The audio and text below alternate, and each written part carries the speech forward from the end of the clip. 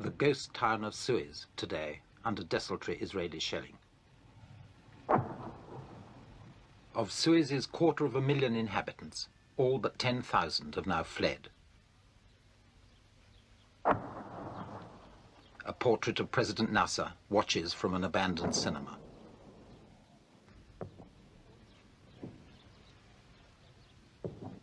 The once thriving port has long been paralyzed.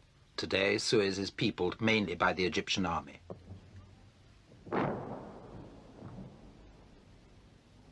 Most of those civilians who remain help serve the army and spend much time in and around strong shelters.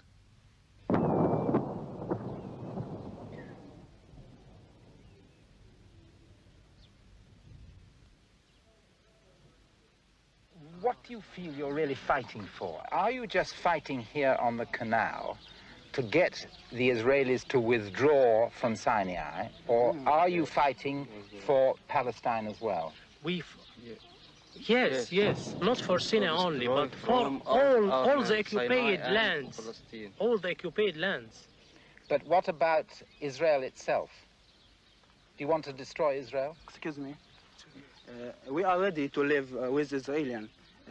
Home behind home, or home neighboring to home. But we not accept them to take our homes. But are you prepared to accept a state of Israel? The name of the state Palestinian. Not the state of Palestinian, not Israel. You could never recognize a state called Israel? No. So you're really fighting to destroy Israel as a state? Israel as a state, yes. Israel as a state, we fight about our land, and Israel as a state, we do not accept Israel as a state. Well, then can you really blame the Jews who feel they have to come and make a defensive line here on the canal because they know that in the end you want to destroy their state? Not destroy them as a people. No, but their state you want to destroy. As a state, and we want to take our land.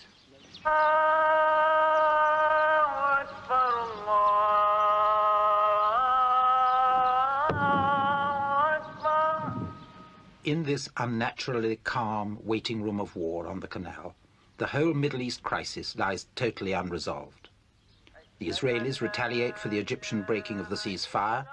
The Egyptians break the ceasefire, they say, because the Israelis won't accept the UN resolution to withdraw to their former frontiers. Meanwhile, schools, hospitals and houses, now mostly empty, continue to be hit.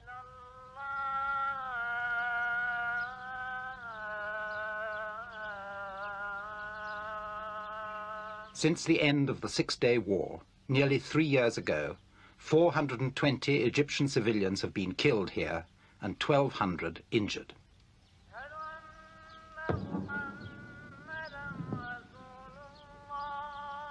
Sometimes among the ruins, death itself waits ugly in the heat, in the form of an unexploded Israeli bomb. 100 miles away, in a temporary refugee center south of Cairo, the poorest among those who once lived in Suez wait to return one day to their shattered homes. They could be forgiven for thinking only of themselves. He lost a brother and a son of 2 years old. And the house was completely destroyed. فطبعا دي عملية إجرامية وحشية من إسرائيل. طبعا تضرب The savage way of treating the civilians. They're fighting now the civilians, not the military people. As an example, he gives Abu Zabal, what happened there a few weeks ago. This is the bombing the other day. The bombing of the factory. But does the fact that the Israelis are able to come here and bomb so easily, so close to Cairo, make them feel that perhaps President Nasser isn't the best leader? تفتكروا ان هو ان اسرائيل انها بتدخل بالسهوله دي ان الرئيس جمال عبد الناصر مش قائد كويس بالنسبه لكم؟ لا طبعا قائد عظيم، قائد عظيم وهيفضل صامد في الجمهوريه العربيه المتحده. He is a great leader and he is the best leader we ever had, and we are behind him until he leads us to victory and gets rid of all the Israelis from our land. What are their feelings about the Jews? ايه شعوركم نحو اليهود؟ عايزين نرجع تاني. They say that they don't like them as long as they are taking their homes from them, and they do not like them at all. If the Jews withdraw their armies altogether from Egyptian soil, including Suez and those towns on the canal, do they feel that is enough of a victory? هل تفتكروا انه لو اسرائيل رجعت في الحدود بتاعتها القديمه وسابت بلادكم تاني، هل ده تفتكروا ده نصر؟ لا مش نصر. They said it will be victory when they return to the old borders of 48. Do they really feel that Palestine is as important to them as Egyptian soil?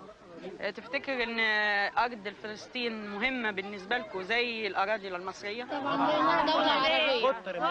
لأنها دولة عربية. أرض عربية وهي عربية وفلسطين عربية. Arab land and it is an Arab land and we are all brothers. I have been brought up with Jews as friends and as neighbors.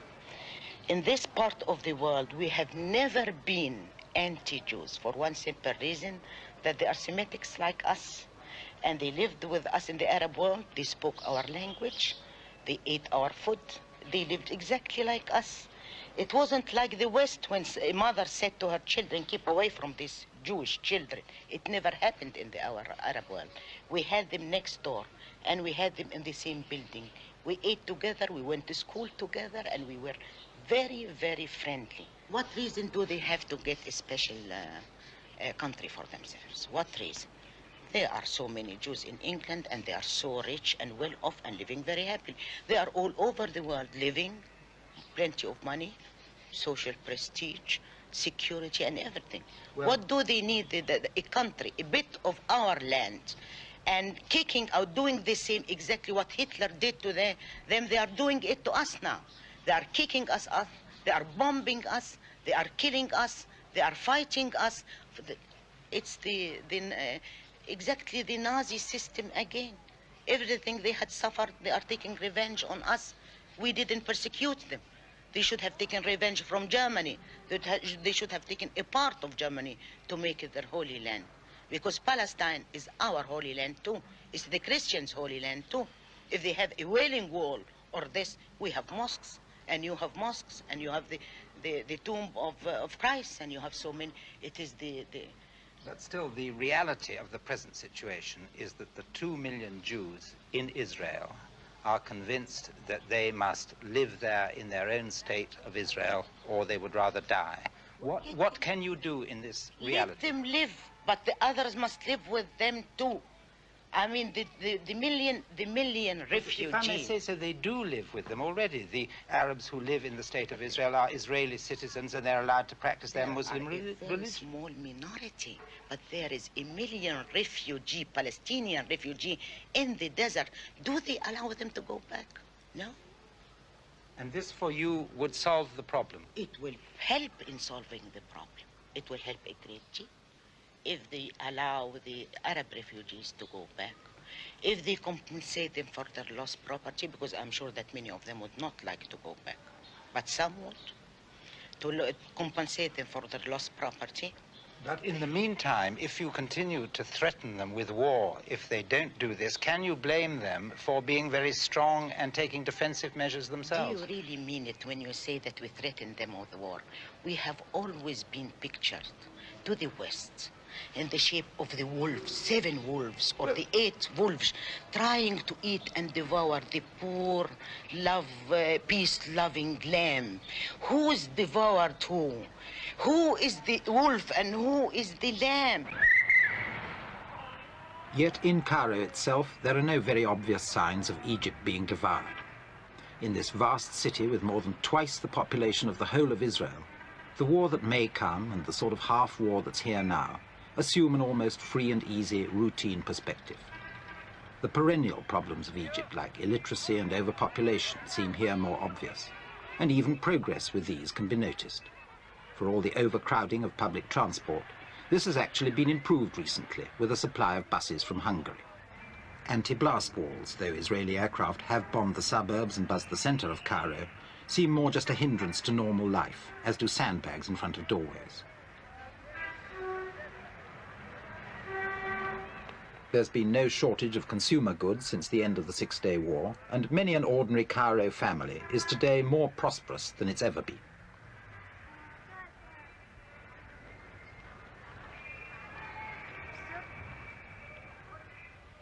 A building boom is even in progress. New apartment blocks have been going up at a greater rate since the end of the last disastrous war than in any comparable period since the start of Nasser's revolution. The primitive vigor of that revolution in this still backward country is unmistakable.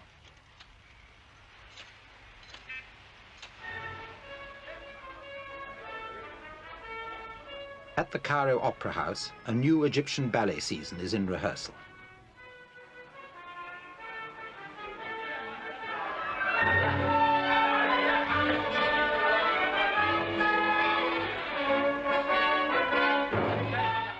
It's a new Russian ballet of Don Juan, rehearsed by the Russian choreographer himself.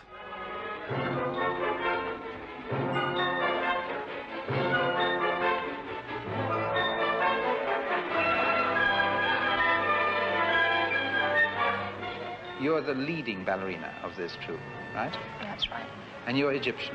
Yes. How much does the whole situation with Israel really concern you? Well, it concerns me as much as it concerns everybody in the nation. We're all very tense and looking forward to an end meaning victory. And what does victory mean exactly? Well, we want rights for the Palestinian people. That is our land back. And you consider the land in Palestine as much your land as the land in Sinai that the Israelis have? Well, we feel that we're one great nation, and these people are our people. And this isn't just what you're saying because it's the propaganda line. You really feel this yourself? No, I do really deeply, sincerely believe in what I'm saying, and everybody else does too. How does this warlike situation really affect you here in Cairo day by day? Well, daily life goes on. We're not bothered. We get up and go to work as usual. If there's an air raid, everybody just keeps going till the all clear, and there you are. So it's nothing really very serious yet here in Cairo, is it? Well, it has been. I've heard bombing sitting in the garden. But, yes, but you were sitting in the garden. I was sitting in the garden, but I rushed into the house, I can tell you that. Close enough. You remember that factory that was bombed, and there were 70 or over 70, about 90 workmen killed, and they're quite innocent people. It wasn't war. السلام عليكم. لا تنسوا الاعجاب بالفيديو والاشتراك في القناة تشجيعا لنا لنستمر بنشر المزيد إن شاء الله.